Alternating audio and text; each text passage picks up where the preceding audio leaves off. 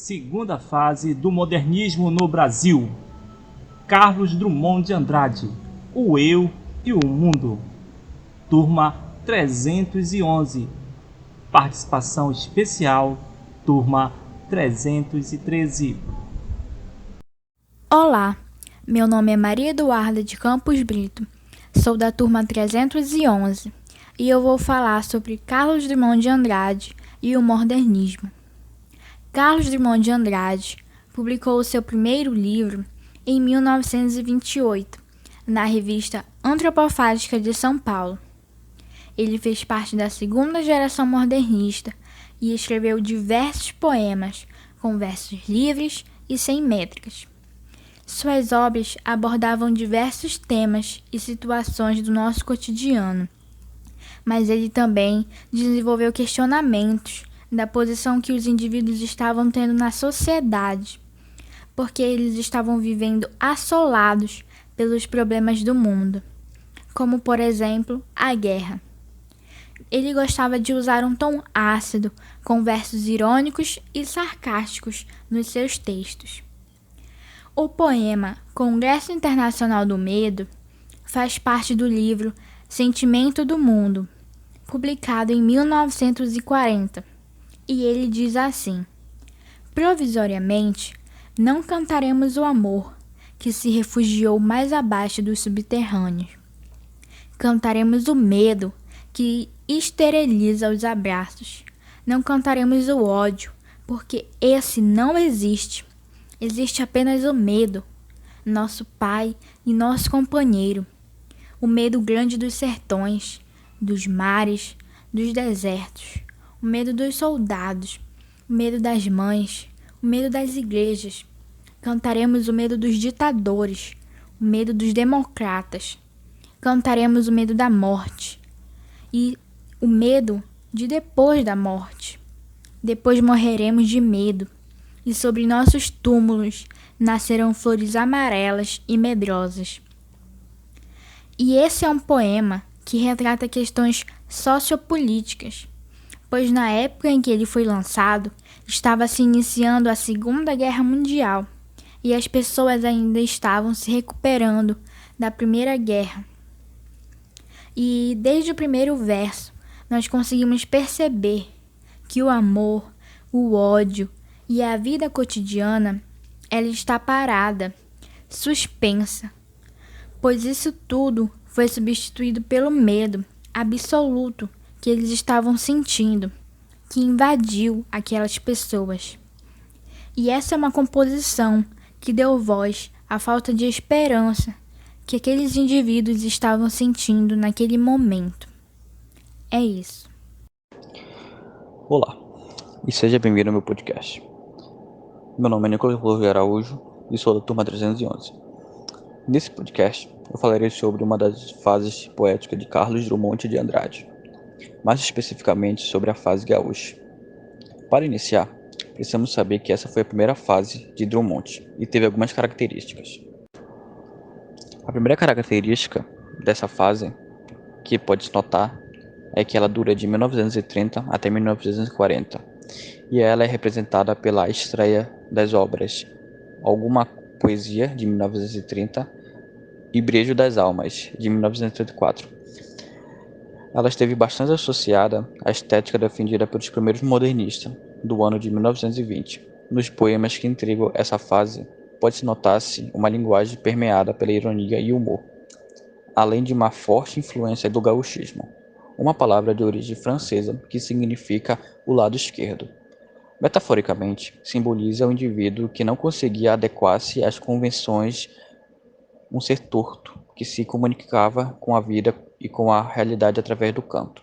O poema das 7 fases do livro Alguma Poesia ilustra bem o pessimismo, a reflexão existencial e o individualismo, traços característicos dessa fase.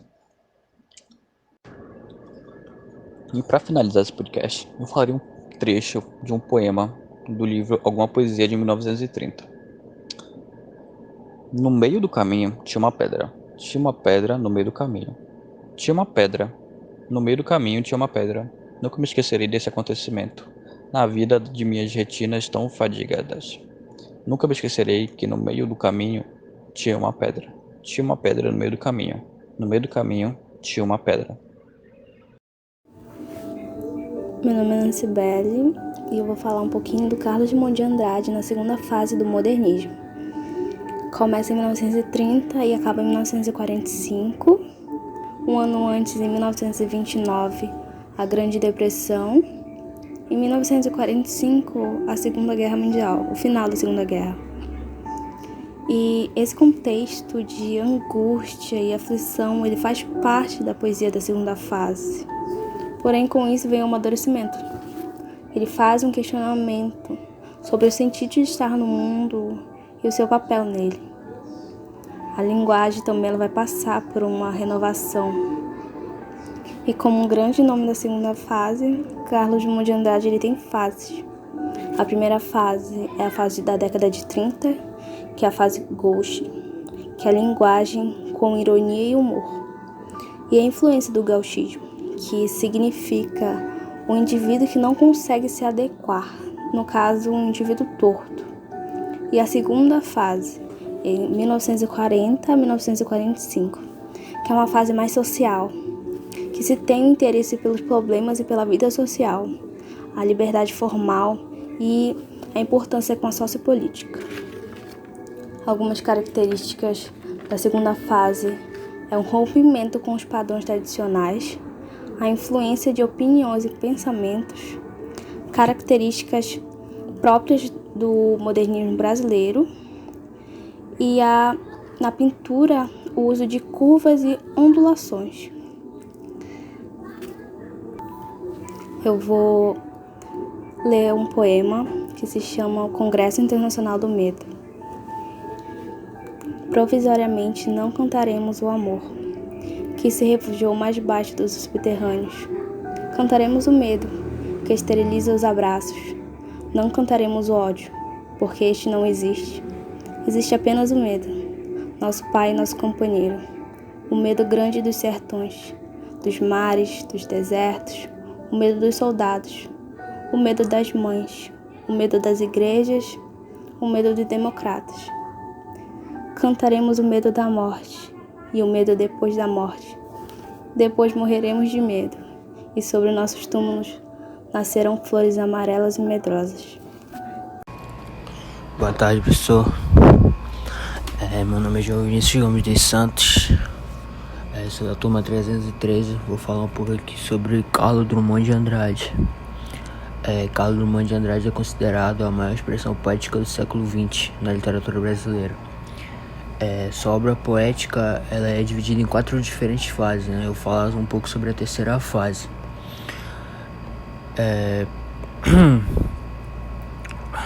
Essa terceira fase dele, ela é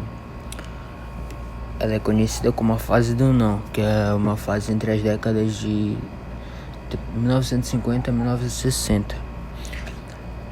Esse grande prosador, exímio cronista e contista, foi na poesia que o Carlos Drummond de Andrade ele se destacou como um dos maiores do século XX, né?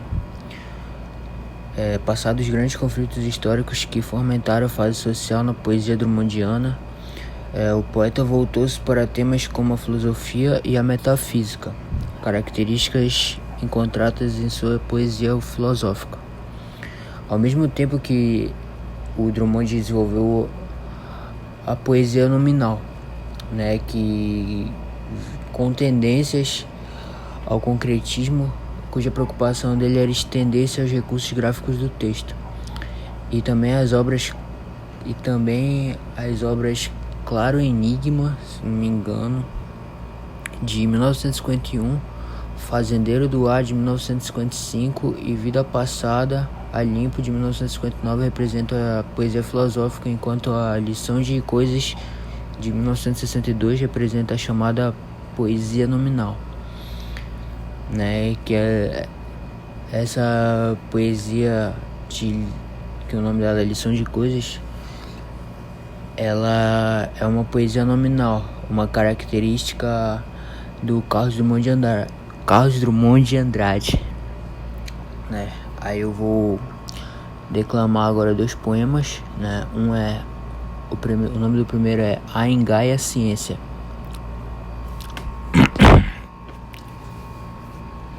A madureza, essa terrível prenda que alguém nos dá, raptando-nos com ela. Todo sabor gratuito de oferenda, sob glacialidade de uma estela.